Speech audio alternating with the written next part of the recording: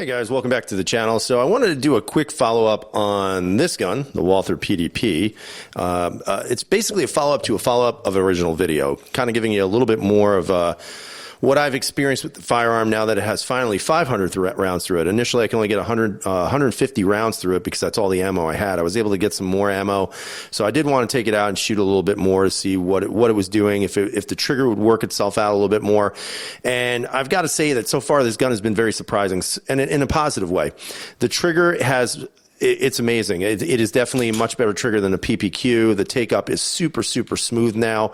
No issues with any grittiness or anything that I found initially out of the box, but it's a super easy take-up, very comfortable trigger shape, and the reset is just excellent. It's an excellent, excellent trigger. Very, very good. I would say it's definitely better than the PPQ. Not by a wide margin, but definitely different, something I noticed. Again, shooting it, I didn't have any problems with the slide, accidentally locking back, even though you do have an extended kind of slide lock, slide, release, whatever you want to call it. I didn't have any issues. I didn't accidentally activate it, so that's also very good. Now, sight-wise, some people have been asking questions about sights. These are actually my Ameriglow Glock night sights, and you've got the night sight in the front, and no, I'm not muzzling myself, and then it's blacked out in the rear. So I had these on my MOS, and I actually used them on here initially to shoot, and all my groupings were low. But now that I actually have the Optic, it seems like it fixed it a little bit. I don't know if that's actually me just making an excuse, but I do think that this is the sight picture that I would go with the Optic. Now, if there was no Optic on here, I'd go back to a regular Ameriglow night sights for a Glock. I think they work just fine. However, for this type of setup, that's what I'm going with, and it seems to do its job just fine. Again, even though the gun's a little bit blockier than I'd like, the recoil I didn't really feel was so unmanageable. It is not more snappy than, let's say, a SIG P320. For example, here's my RXP. Let me, if I can find it here. Hold on one second.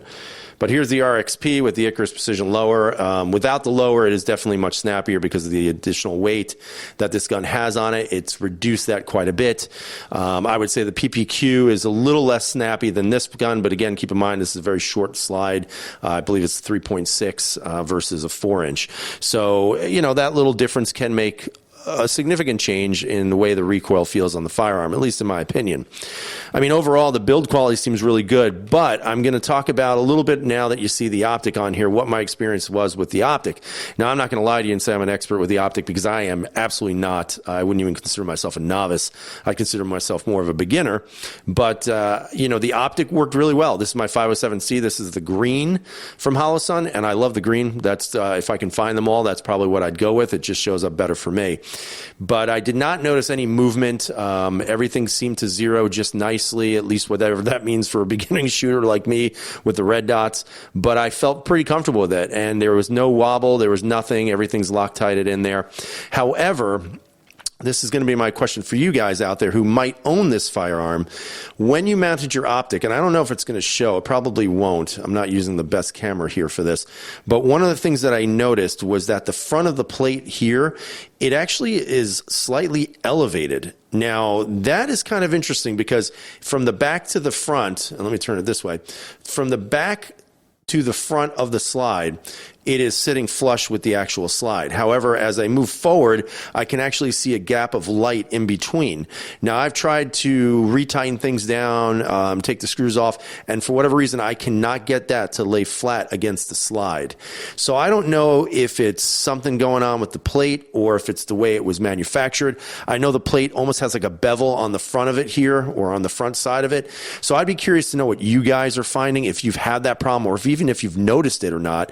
Maybe it's something that I did, but I'm just curious to know, somebody who has experience with it, what they have found and if it's supposed to be that way. I've never seen that. Usually, for example, and this may not be the best example, but the MR920, it is as flush as you get, but again, it does have that patented system that they use it.